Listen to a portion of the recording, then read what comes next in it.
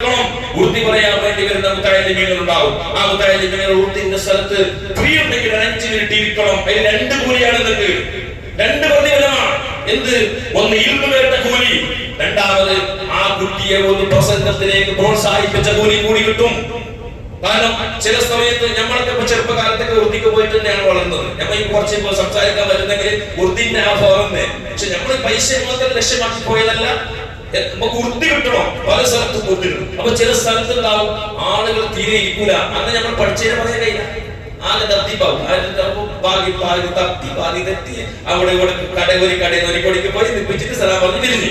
ഈ രീതിയിലാണ്. എന്നാൽ ചില സ്ഥലത്ത് നല്ല ആവേശഭരിതരായ ആളുകൾ ഇരിക്കും.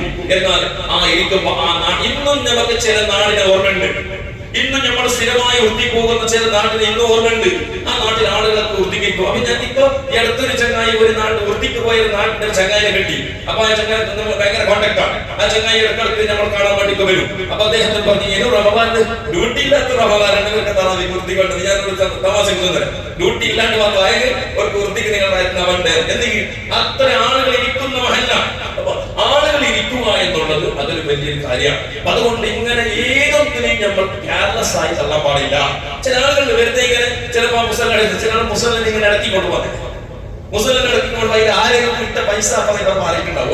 ഓന്റെ അഹങ്കാരത്തിന്റെ പോക്കിൽ നിന്റെ കയ്യിൽ ഇല്ലെങ്കിൽ നീ ഇടണ്ട.